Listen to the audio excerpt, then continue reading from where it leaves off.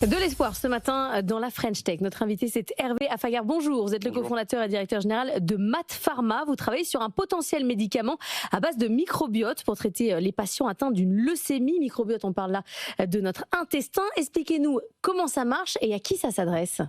Bien sûr, donc en fait, le microbiote, effectivement, c'est l'intestin, plus précisément, c'est anciennement la flore intestinale. Nous développons des médicaments dont on va prendre de la flore intestinale, le microbiote intestinal, pour en faire un médicament, et on va viser le remplacement du microbiote intestinal. Alors pourquoi c'est important dans ces patients-là? En fait, il faut bien savoir que le microbiote intestinal, c'est le partenaire du système immunitaire. Nous, notre objectif, il n'est pas tant de remplacer le microbiote intestinal, il est de rééduquer le système immunitaire. Et un patient, typiquement, qui a une leucémie, va avoir une transplantation de cellules souches, il y a tout un process, des chimios, et son microbiote va être complètement détruit. Et donc, nous, on va restaurer ce microbiote intestinal avec la finalité qui est de restaurer aussi l'activité du système immunitaire. Et quand vous dites je prends de la flore intestinale, la mienne, enfin celle du patient, je veux dire, ou c'est une autre Non, greffée? ce n'est pas autologue, c'est-à-dire qu'on a un produit sur étagère, mais on va effectivement collecter à un moment donné des selles pour en extraire le microbiote et fabriquer le médicament. Et là où c'est très efficace, c'est dans ce qu'on appelle greffe versus host, hein, c'est ça. Donc c'est en fait. En français, c'est maladie du greffon contre l'hôte. Voilà, c'est ça. Donc en gros, c'est le rejet. C'est le rejet de greffe. C'est le rejet. Et donc dans ces cas-là, votre médicament va permettre en fait qu'il n'y ait pas ce rejet, c'est ça Alors le rejet, il a lieu. Ouais. Et donc nous, on est vraiment en secours, ce qu'on appelle en salvage therapy, c'est-à-dire qu'il n'y a plus d'espoir. Le rejet de greffe est déjà complètement actif. Et là, quand on est dans cette situation-là, on a à peu près la moitié des patients qui décèdent sous 28 jours. Ah oui, c'est vraiment terrible. Et donc, comme ce partenaire microbiote est absent, nous, on va très très vite le reconstruire avec un produit très dense.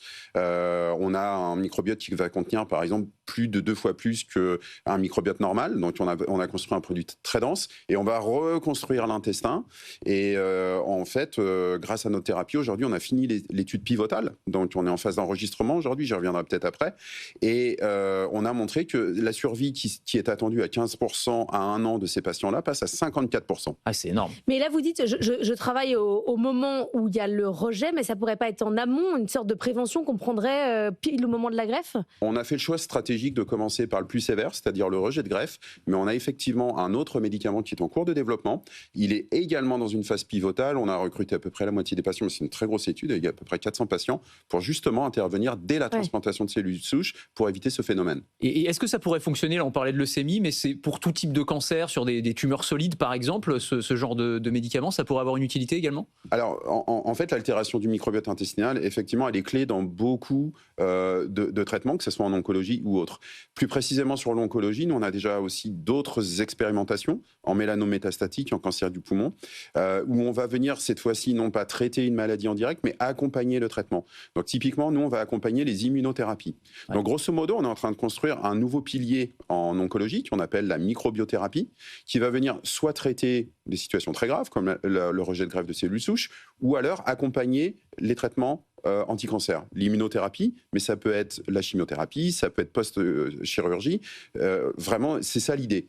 Et ça, du coup, alors c'est toujours pareil quand on a des sujets de santé, c'est ce que disait Laure, ça suscite des espoirs incroyables, parce que quand on vous écoute, là, on est bouche bée, mais il ne faut pas donner des faux espoirs aux gens non plus. Donc c'est quoi l'échéancier, le calendrier pour que ces technologies-là soient accessibles réellement aux patients? Alors déjà, nous, on a fait le choix, parce qu'on est une société vraiment centrée sur le patient, on a fait le choix de donner le produit, ou de distribuer le produit d'ores et déjà. On a fait 300 cas en compassionnel dans 11 pays.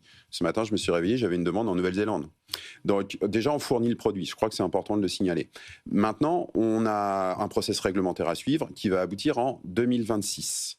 Et donc, dès septembre 2026, grâce à notre partenaire commercial, puisqu'on a aussi noué un partenariat commercial, on pourrait être en possibilité de distribuer dans les 27 pays européens. Donc, cette dernière étape réglementaire est super importante, puisque c'est elle qui va dire, oui, il y a un bénéfice-risque positif, je vous donne une licence, vous vendez. En attendant, on continue de distribuer le produit du fait de ces espoirs qu'il suscite. Et ça veut dire que c'est au risque et péril du patient. Enfin, ça veut dire qu'il n'y a plus aucune chance. Oui, il n'y a plus aucune chance, mais comme je le disais tout à l'heure, en fait, c'est l'appréciation du médecin. Et le médecin, il regarde les datas qu'on a déjà publiées. Et il dit ça vaut le coup d'essayer. Donc, effectivement. Vous venez de clôturer une augmentation de capital de 9 millions d'euros. Au total, ça fait 36 millions d'euros levés depuis le début de l'année.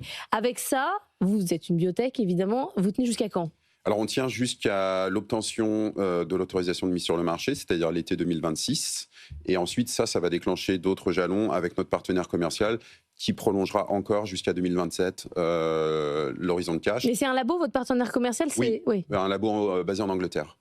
Et le nombre de patients que ça pourrait concerner, cette technologie à terme? Europe, États-Unis, donc nous, notre premier marché, c'est 3 000. Ensuite, le deuxième marché préventif, on passe tout de suite à environ 20 000 patients. Et quand le troisième produit dans l'accompagnement des immunothérapies arrivera à son achèvement, là, on est dans le domaine du blockbuster. Vous prenez comme référence pembrolizumab, qui est la référence, 30 milliards de chiffre d'affaires. Si on arrive à accompagner pembrolizumab, par exemple, c'est un marché absolument colossal. Merci beaucoup d'être venu ce matin. Hervé Affagard, le cofondateur et directeur général de MaaT Pharma.